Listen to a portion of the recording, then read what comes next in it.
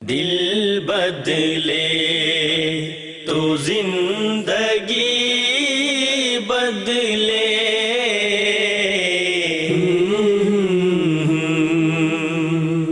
بسم اللہ الرحمن الرحیم۔ السلام علیکم ورحمۃ اللہ وبرکاتہ۔ میں ہوں فائزہ خان اور میرے ساتھ آج کے اس مجلس میں حاضر ہیں زہرا منصور، صفیہ اویس، میرے دائیں جانب ہیں ارم رزاق اور عفت عدیل۔ الحمدللہ اللہ رب العزت نے ہمیں توفیق دی ہے کہ ایک بار پھر آج ہم اس مجلس میں حاضر ہیں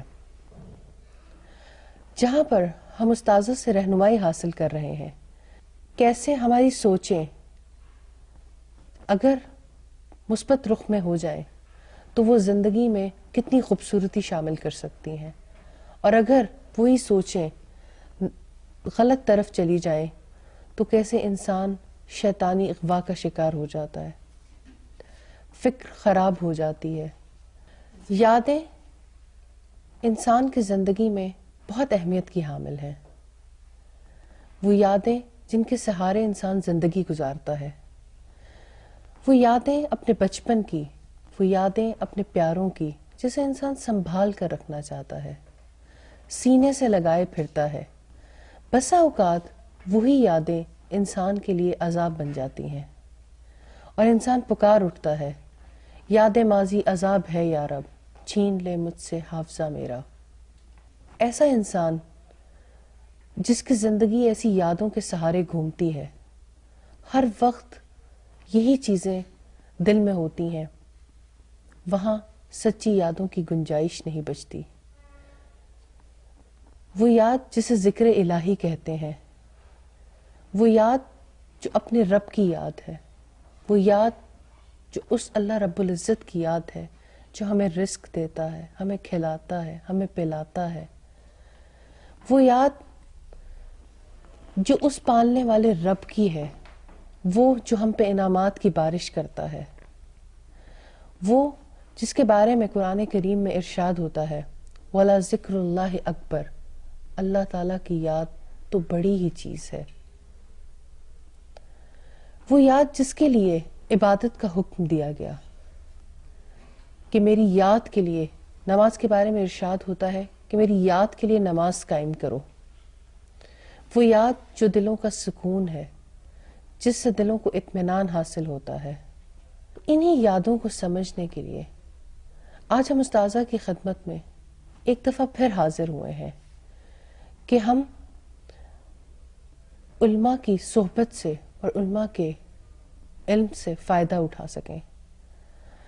استاذہ، ہم آپ سے جاننا چاہتے ہیں کہ ہمیں اس یاد کے بارے میں بتائیں، ہمیں اس یاد کے بارے میں سمجھائیں کہ جس سے دلوں کو اطمینان اور سکون حاصل ہوتا ہے، وہ یاد جسے ذکر الہی کہتے ہیں۔ یہ کیسی یادیں ہیں؟ اگر ہم انہیں بسا لیں تو وہ یادیں جو ہمارے لیے عذاب بن جاتی ہیں ان سے ہم چھٹکارا حاصل کر سکیں۔ شکر ہے اللہ کی ذات کا جس کی وجہ سے دل اطمینان پاتے ہیں، اور حق یہ ہے کہ اسی کی یاد میں، اسی کے ذکر میں دلوں کا اطمینان ہے۔ الحمدللہ۔ آپ نے بات کی کہ یادیں انسان کے لیے سرمایہ ہوتی ہیں۔ سچی بات یہ ہے کہ یہی سرمایہ بعض اوقات زندگی کو آگ لگا دیتا ہے، انسان کی زندگی میں تلخیاں بھر جاتی ہیں۔ اس میں کوئی شک نہیں کہ انسان اپنے ماضی سے ناتا جوڑ کر ہی حال میں درست زندگی بسر کر سکتا ہے اور مستقبل کے بارے میں سوچ سکتا ہے۔ لیکن جب انسان اپنے چھوٹے ماضی میں رہتا ہے، یعنی اسی دنیا کی زندگی اپنی پیدائش سے لے کر اس وقت تک اور آنے والے وقت میں جب تک وہ جینا چاہتا ہے، تو یہ چیز اس کے لیے نفع مند نہیں ہوتی، کیونکہ ان یادوں کی وجہ سے انسان ایک محدود دائرے میں گھومتا رہتا ہے، اس کی انسانیت کی ترقی نہیں ہوتی، اس کی روح کی سیٹسفیکشن نہیں ہوتی۔ حافظ ابن قیم کہتے ہیں کہ بندے کے اندر فاقے کی کیفیت پیدا ہو جاتی ہے، اور اس فاقے کی کیفیت کو ہر فرد تجربہ کرتا ہے۔ جس وقت ایک انسان اپنے رب کو یاد نہیں کرتا تو ایک ویکیوم، ایک خلا سا پیدا ہو جاتا ہے۔ جب تک یہ خلا باقی ہوتا ہے انسان عجیب بے کلی کا شکار رہتا ہے، اور وہ اس خلا کو پر کرنے کے لیے مختلف چیزوں کا سہارا لیتا ہے۔ کبھی اپنے ماضی کی یادوں کا سہارا، کبھی اہل خاندان کے ساتھ گزرے ہوئے وقت کا سہارا، کبھی کچھ لوگ ایسے ہیں کہ جو ان تلخیوں کو مٹانے کے لیے یا سویٹ میموریز کے ساتھ، دونوں صورتوں میں ہی میوزک سے فائدہ اٹھانے کی کوشش کرتے ہیں، حالانکہ وہ نفع مند نہیں ہے۔ اسی طرح سے جتنے انٹرٹینمنٹ پروگرامز ہیں، تفریح کے لیے جتنی چیزیں ہیں، وہ بھی اسی مقصد کے لیے ہیں کہ یہ خلا پر ہو جائے۔ جیسے انسان کھانا کھاتا ہے اس لیے کہ اسے بھوک لگتی ہے، اس کے اندر قوت کی کمی ہو جاتی ہے۔ اسی طرح سے اللہ تعالیٰ نے انسان کو ایسی فطرت پر پیدا کیا ہے کہ اس کو صرف اپنے جسم کے لیے قوت کی ضرورت نہیں ہوتی، اپنی روح کے لیے بھی اسے قوت کی ضرورت ہوتی ہے۔ یہ روحانی قوت اللہ کے ذکر سے اسے نصیب ہوتی ہے۔ اسی وجہ سے اللہ تعالیٰ نے ارشاد فرمایا سورہ الاحزاب میں، یا ایھا الذین آمنوا اذکروا اللہ ذکرا کثیرا، اے ایمان والو اللہ کو کثرت سے یاد کرو۔ اور رسول اللہ صلی اللہ علیہ وسلم کے بارے میں عبداللہ ابن ابی اوفا کہتے ہیں کہ آپ صلی اللہ علیہ وسلم کثیر ذکر کرنے والے تھے۔ جیسے آپ کی نمازیں لمبی ہوتی تھیں، ایسے ہی آپ کا ذکر بھی کثیر ہوتا تھا۔ استاذہ، جیسے انہوں نے ابھی بتایا کہ ذکر کی بہت اہمیت ہے، ذکر کی، اور جیسے عبادات بھی ذکر ہیں، تو عبادات ذکر کیسے ہیں؟ ذکر کا مطلب ہے یاد۔ جس وقت ایک انسان عبادات میں سے ایک عبادت نماز کے لیے جاتا ہے، وہ نماز میں کیا کرتا ہے؟ وہ اللہ اکبر کہہ کے ہاتھ اٹھا دیتا ہے، دنیا والوں سے پشت کر لیتا ہے، قبلے کی طرف رخ کر لیتا ہے، اور ہاتھ باندھ کے اللہ کی حمد و ثنا شروع کر دیتا ہے۔ اور جیسے رسول اللہ نے فرمایا کہ اللہ تعالیٰ کی عبادت ایسے کرو گویا کہ تم اسے دیکھتے ہو، اگر تم اسے نہیں دیکھتے وہ تو تمہیں دیکھتا ہے۔ اب یہ ایک کیفیت ہے، اس کیفیت میں جب بندہ آتا ہے تو یہ کیفیت کیا واضح کرتی ہے؟ اللہ کی یاد کو۔ تو اللہ تعالیٰ کی یاد کے لیے نماز قائم کی جاتی ہے، اور سورہ طٰہٰ میں رب العزت نے اسی کا حکم دیا ہے، وَأَقِمِ الصَّلَاةَ لِذِكْرِي، کہ میری یاد کے لیے نماز قائم کرو۔ اسی طرح سے مناسک حج کے حوالے سے ہمیں یہ حکم ملتا ہے کہ اللہ تعالیٰ کو ایسے یاد کرو جیسے تم اپنے آباء و اجداد کو یاد کیا کرتے تھے، بلکہ اس سے بھی بڑھ کر۔ اسی طرح سے نماز کے حوالے سے حکم دیا کہ جب تم نماز ادا کر چکو پھر اپنے رب کو یاد کرو۔ تو یہ رب کا ذکر تو ہر حالت میں ہے، کھڑے ہوئے، بیٹھے ہوئے، اپنے پہلوؤں پر لیٹے ہوئے، صبح آنکھ کھلے تب، رات کو آنکھ لگنے لگے تب، کسی کام کا آغاز کرنے لگے تب، کسی کام کو ختم کرنے لگے تب، کسی خوبصورت چیز کو دیکھیں تب، ہر ایک چیز میں اس کی یادوں کا ایک تعلق ہے۔ اور بندہ مومن کی زندگی دراصل انہی یادوں کے ساتھ تقویت پاتی ہے، قوت، اسٹرینتھ، مضبوطی اسی کے ساتھ ملتی ہے۔ اب دیکھیں ایک چھوٹی سی اگزامپل ہے، جیسے آسمانی بجلی ہے، اس کا بھی وہی مزاج ہے، اور جو بجلی انسان بناتے ہیں اس کا بھی یہی مزاج ہے۔ بجلی کے اندر ایک تڑپ ہے، بجلی کے اندر قوت بھی ہے، لیکن بجلی تڑپتی ہے، اسے جب موقع ملے گا وہ زمین کے اندر چلی جائے گی، کیونکہ زمین کے اندر اور بجلی کے درمیان ایک خاص قسم کا تعلق پایا جاتا ہے۔ تو آسمانی بجلی کو بھی دیکھیے، وہ بھی اندر کی طرف لپکتی۔ اللہ نے انسان کا مزاج ایسا بنایا ہے کہ وہ زمین پر رہنے کے باوجود آسمان والے کے ساتھ تعلق قائم کرنا چاہتا ہے.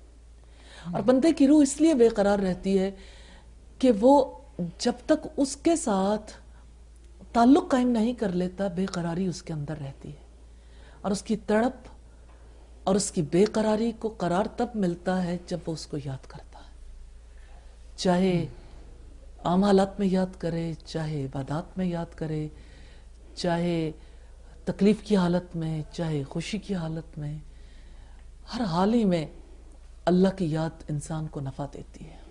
استاذہ، اب آپ نے اللہ تعالیٰ کی ذکر کی، یاد کی بات کی الحمدللہ.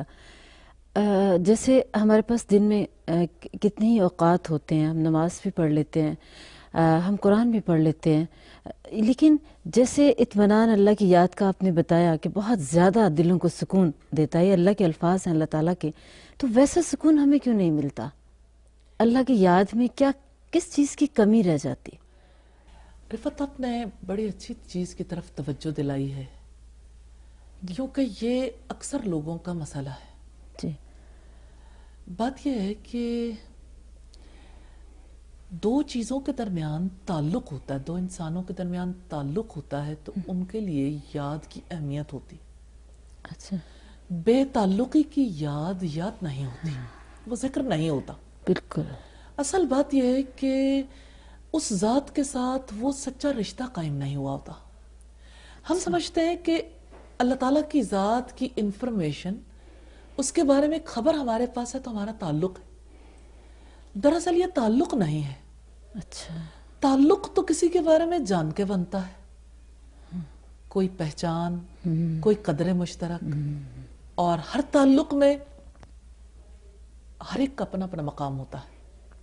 مثال کے طور پر ماں باپ کے اور اولاد کے تعلق میں ماں باپ کا اپر ہینڈ، صحیح، اور اولاد ان کے ماتحت ہے. صحیح. اب یہ تعلق قائم ہو گیا. اب اس میں اگر ماں باپ دینے والے اینڈ پہ اور اولاد لینے والے اینڈ پہ رہتی ہے ایک خاص وقت تک، تو ماں باپ کو خوشی ہوتی ہے اور اولاد بھی اس سے انجوائے کرتی ہے. لیکن پھر ایک وقت آتا ہے کہ جب اولاد سے مطالبہ کیا جاتا ہے کہ اب آپ دینے والے بن جاؤ اور والدین لینے والے بن جائیں. یعنی مراد اس سے یہ ہے کہ تعلق کا تعین ہوتا ہے اور اس تعلق کو پھر سبھی قبول بھی کرتے ہیں. جب تعلق بن جاتا ہے پھر یادوں کی ضرورت محسوس ہوتی ہے، پھر وہ یاد نفع دیتی ہے. اور بے تعلقی کے ساتھ یاد نفع نہیں دیتی. اس لیے پہلی ضرورت ہے تعلق بنانے کی. صحیح. اور یہ تعلق ایسا ہے کہ جس میں علم کی ضرورت ہے، اور اس کے لیے جو علم نفع دیتا ہے وہ اللہ تعالیٰ کے اسماء و صفات کا علم ہے. اور اس علم کے ساتھ پھر جب انسان صرف بسم اللہ کہتا ہے تو اس کا دل اسی وقت یوں، جیسے آپ یوں دیکھیے کہ جیسے بجلی چلی جاتی ہے اور جب دوبارہ لائٹ آتی ہے یا ہم اس کو کسی ادر سورس کے ساتھ حاصل کرنے کی کوشش کرتے ہیں تو فوری طور پر جو ہی کنیکشن جڑتا ہے تو ہم جس چیز کا کنیکشن جوڑتے ہیں لائٹ کا تو روشنی ہو جاتی ہے. اگر کسی الیکٹرانکس میں سے کسی چیز کا جوڑتے ہیں تو وہ چیز کام کرنے لگ جاتی ہے. تو اسی طرح سے یعنی جب تعلق ہوتا ہے تو تعلق کی وجہ سے ایک لفظ بھی انسان کو کہیں سے کہیں پہنچا دیتا ہے. ایک یاد، ایک ذکر بھی انسان کو اس ماحول میں نہیں رہنے دیتا بلکہ اس کے گرد ایک حالہ سا بن جاتا ہے، نور کا حالہ. وہ اللہ تعالیٰ کی ذات کی روشنی میں آ جاتا ہے. اور اللہ تعالیٰ کی یاد جب دل کے اندر آتی ہے اس کے دکھ دور ہو جاتے ہیں، اس کی تکلیف ختم ہو جاتی ہے، اس کی بے قراری کو قرار ملتا ہے. اور اس کی وجہ سے زمین پہ رہنے والا فرد، مٹی سے بنا ہوا انسان کس طرح سے اس کائنات کے بادشاہ کے ساتھ جڑ جاتا ہے. یہی سب سے بڑی چیز ہے انسان کی زندگی میں. اور جیسے رب العزت نے فرمایا وَلَذِكْرُ اللَّهِ أَكْبَرُ، کہ اللہ کی یاد یہ تو بہت بڑی چیز ہے، بہت بڑی چیز ہے.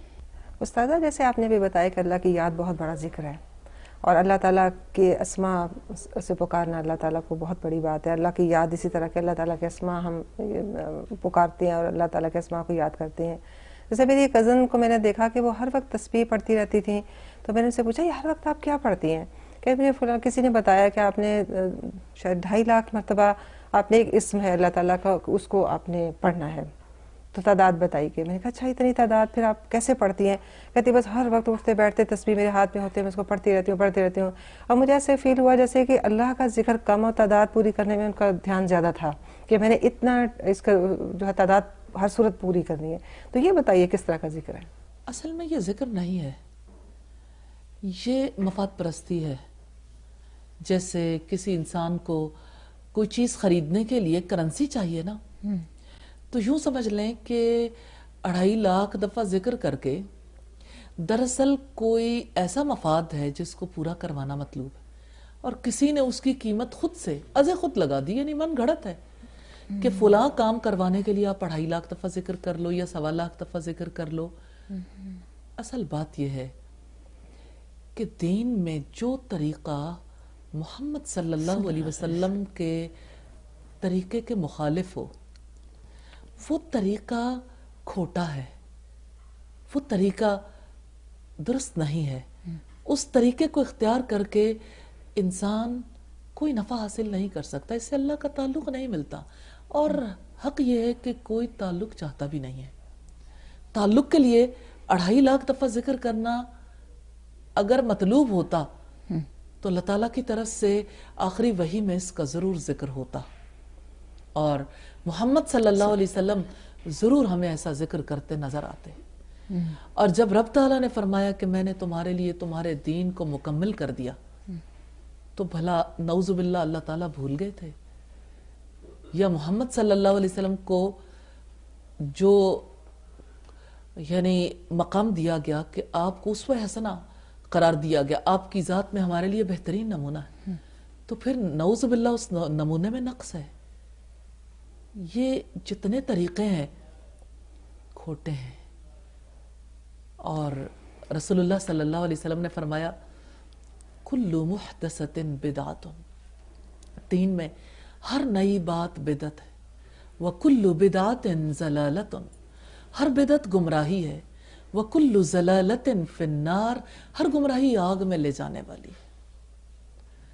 تو اس کی دین میں کوئی حقیقت نہیں, لیکن نیکی برباد گناہ لازم ضرور ہے. جس کو نیکی سمجھ کے کرتے ہیں اس کی نیکی ہونے کا فیصلہ تو تب ہوگا جب اللہ کا حکم ہے, یا اللہ کی خوشی اس میں شامل ہے, یا محمد صلی اللہ علیہ وسلم کا طریقہ ہے. دونوں ہی باتیں نہیں ہیں. استاذہ ایک بات میرے ذہن میں اس بارے میں ضرور آتی ہے کہ ہمیں یہ بھی پتہ ہے کہ نبی صلی اللہ علیہ وسلم کی جو بات ہے وہ اتھینٹک ہے, ہمیں انہی کو فالو کرنے کا حکم دیا گیا اللہ تعالیٰ کی طرف سے, اور ہم نے جو کچھ انہوں نے بتایا اسی طریقے کو اختیار بھی کرنا ہے.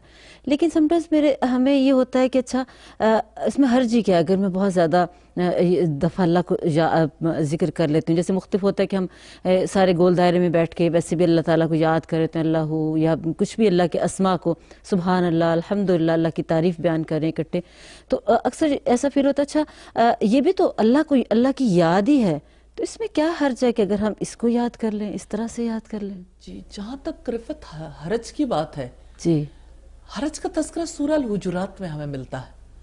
جی رب العزت کا فرمانا یا ایھا الذین آمنوا لا تقدموا بین یدی اللہ ورسولہ, اے ایمان والو اللہ اور اس کے رسول کے آگے پیش قدمی نہ کرو. یہ مقام بندگی نہیں ہے کہ ہم اللہ اور اس کے رسول کے آگے اپنی مرضی کو رکھنا چاہیں.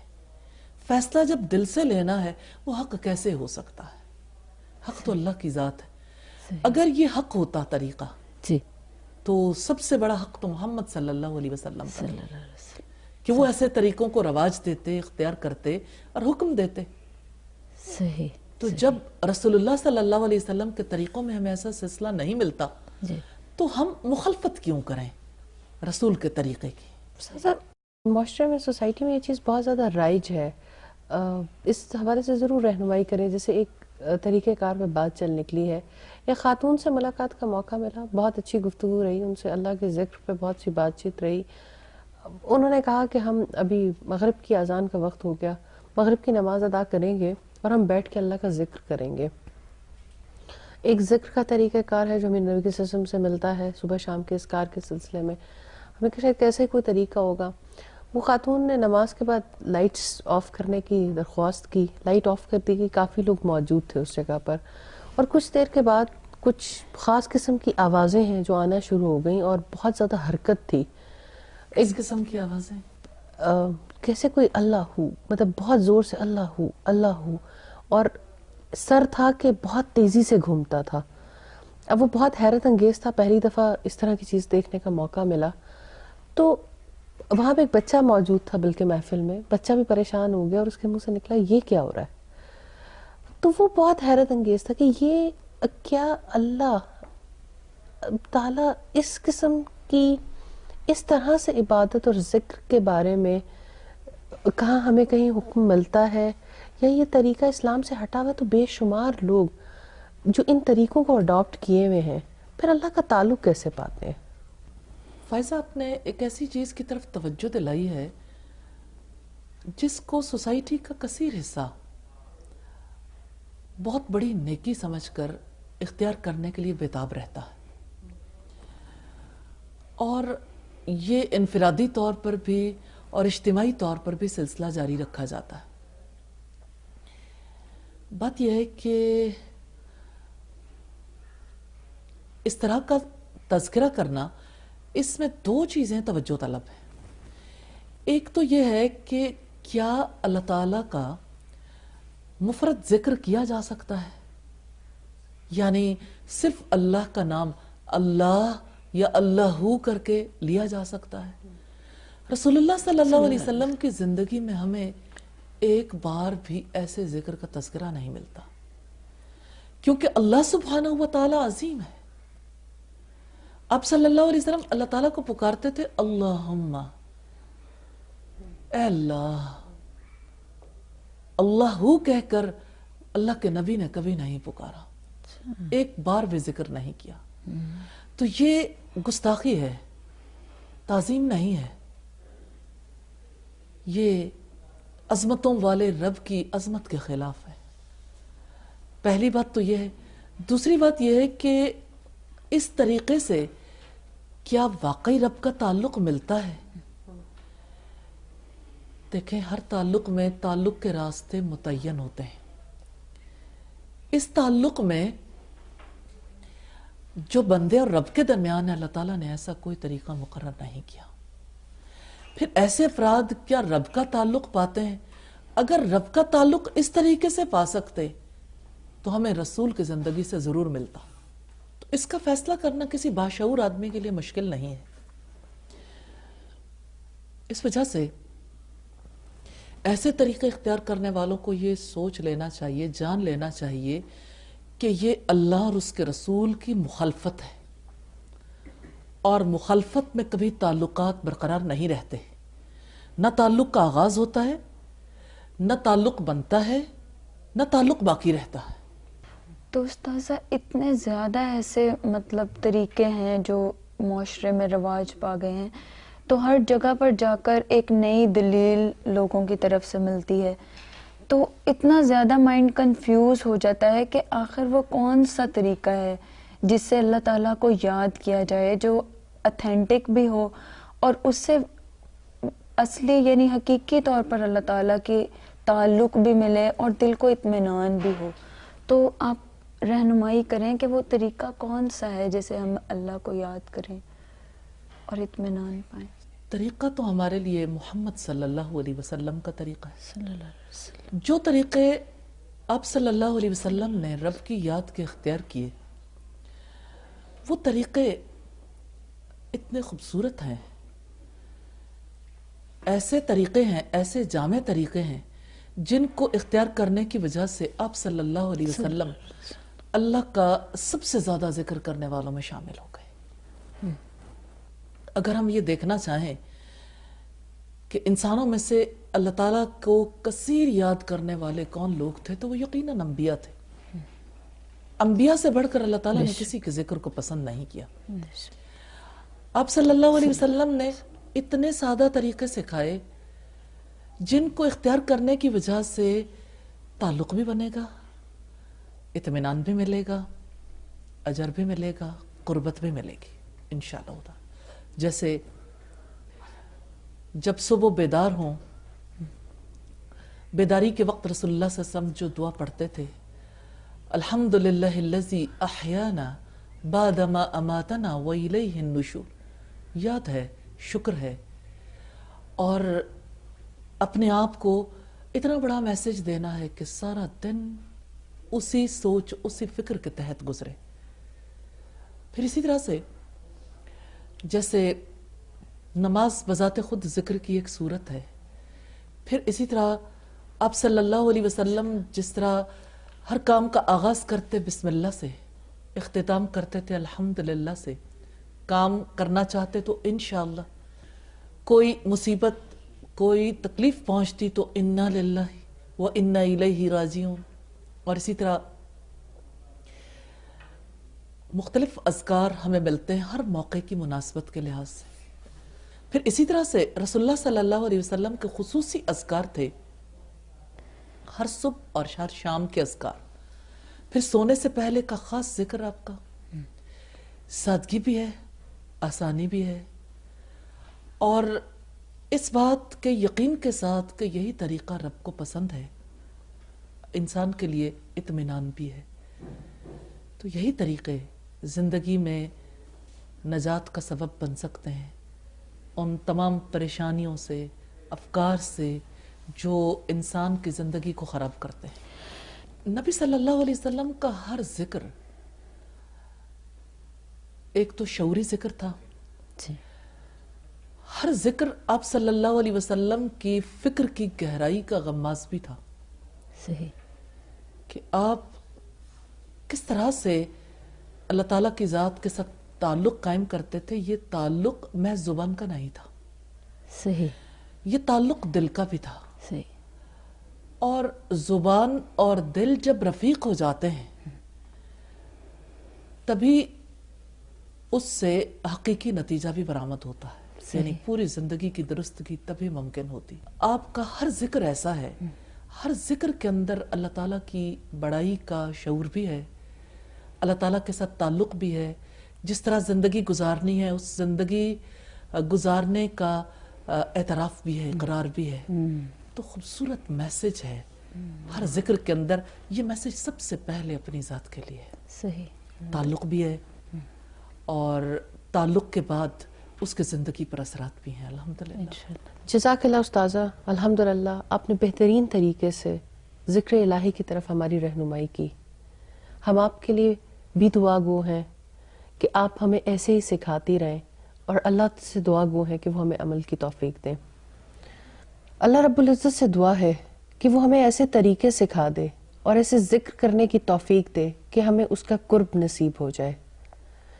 انشاءاللہ اگلی مجلس میں ہم دل کی تبدیلی کے لیے کسی اور چیز کو سیکھنے کے لیے استاذہ کی خدمت میں حاضر ہوں گے، اور انشاءاللہ یہ مجالس یوں ہی ہمیں سکھاتی رہیں گی انشاءاللہ۔ تب تک کے لیے اجازت دیجیے۔